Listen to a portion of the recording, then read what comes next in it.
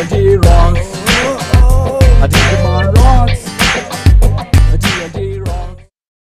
എന്താച്ചാ പ്ലീസ് അച്ഛാ ഒന്ന് പോട്ടെ അച്ഛാ. നിനക്കെന്താ പറഞ്ഞാ മനസ്സിലാവില്ലേ? ഇല്ല ഇല്ല സാരല്ല നീ അവൻ ആ സിനിമയ്ക്ക് ഒന്നുകൂടെ പോയിക്കോട്ടെ, നമ്മുടെ ടിന്റുമോനല്ലേ. സാധ്യമല്ല. ഒരു സിനിമ ഒരു തവണ കണ്ടാ മതി. അച്ഛൻ പേടിക്കണ്ട, സിനിമ ടൗണിന്ന് മാറി ഇപ്പൊ റീഗൽ ടാക്കീസിലാ കളിക്കുന്നത്. പകുതി ചാർജേ ഉള്ളൂ. ആ കാരണം കൊള്ളാം. എന്നാലും വേണ്ട.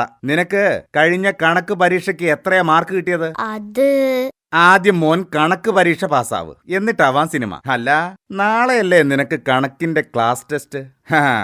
അതിൽ നീ പാസ്സായാൽ നാളെ തന്നെ നിനക്ക് സിനിമയ്ക്ക് പോവാം, ഉറപ്പ്. അങ്ങനെ വേണോ അച്ഛാ? ക്ലാസ് ടെസ്റ്റ് വരും പോകും വീണ്ടും വരും. പക്ഷെ ഒരു സിനിമ തിയേറ്ററിൽ നിന്ന് പോയാ പിന്നെ വരില്ല അച്ഛാ. അച്ഛൻ പറഞ്ഞത് കേട്ടില്ലേ? നീ ക്ലാസ് ടെസ്റ്റിൽ കണക്ക് പരീക്ഷയ്ക്ക് പാസ്സായ നിനക്ക് തീർച്ചയായും സിനിമയ്ക്ക് പോവാം. പക്ഷേ എനിക്കത്ര ഉറപ്പ് പോരാ. മോനെ, ക്ലാസ് ടെസ്റ്റ് ഒക്കെ കഴിഞ്ഞോ? ആ കഴിഞ്ഞമ്മേ. അങ്ങനെ ഈ ടൈമിൽ എല്ലാ ടെസ്റ്റും കഴിഞ്ഞല്ലോ, സന്തോഷായില്ലേ? എന്ത് സന്തോഷം! എല്ലാ ടെസ്റ്റും കഴിഞ്ഞെന്ന് വിചാരിച്ച് ഞാൻ സന്തോഷിച്ചു വരികയായിരുന്നു.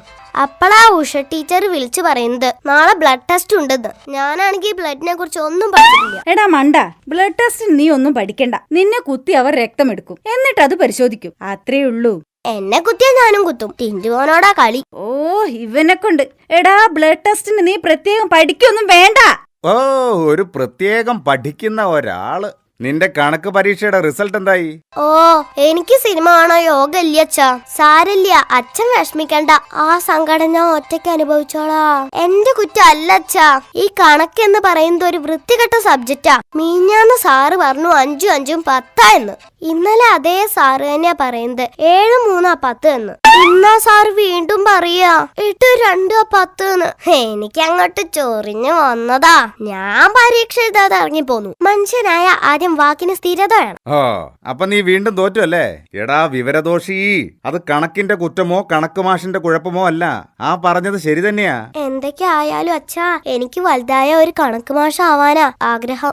കണക്കിന് നേരാൻ വണ്ണം പാസ്സാവാത്ത നീയാ കണക്ക് മാഷാവാൻ പോകുന്നത്. ഏറിപ്പോയാ നിനക്കൊരു മലയാളം മാഷാവാം. അച്ഛൻ നോക്കിക്കോ, ഞാൻ എങ്ങനെങ്കിലും പഠിച്ചൊരു കണക്ക് മാഷാവും. എടാ, നിനക്ക് കണക്ക് മാഷാവാൻ ഇത്രയും താല്പര്യം എന്താ?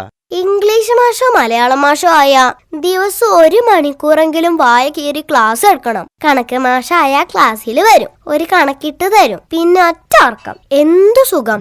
ഓ, എനിക്ക് ആ ചാക്കോ മാഷെ കാണുമ്പോ അച്ഛാ കൊതിയാവും.